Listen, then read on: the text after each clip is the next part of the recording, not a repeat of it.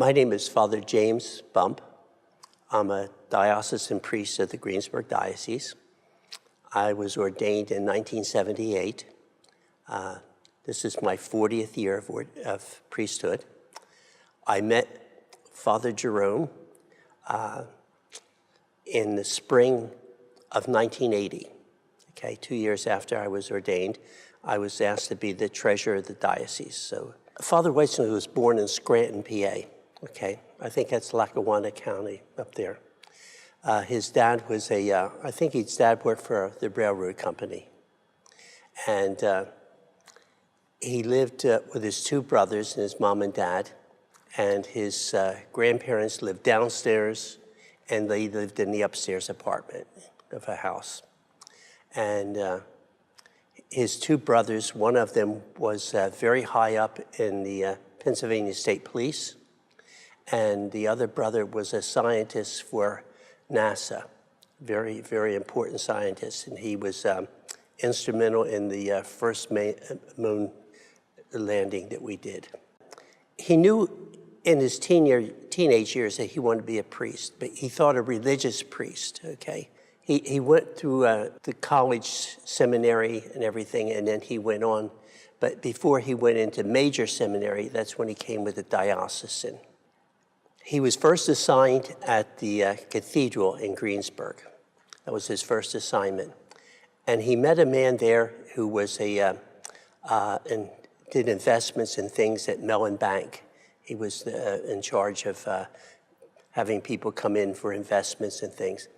And he took Father under his wings, and he taught Father how to invest.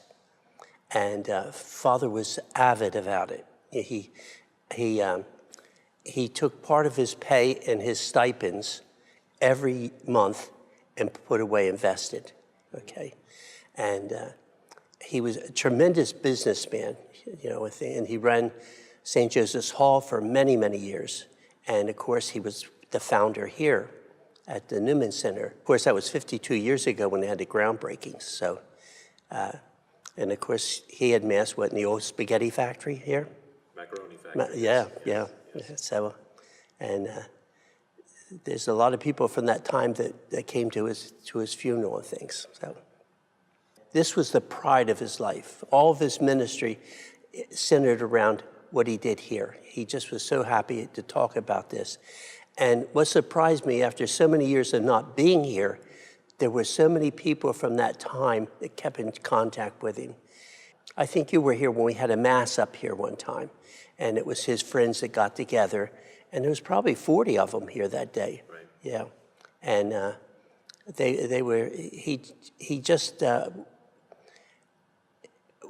we seen him as a businessman in the diocese more than a personal man, but he was really personal. He loved young people. He loved to see people advance. He wanted people to be educated.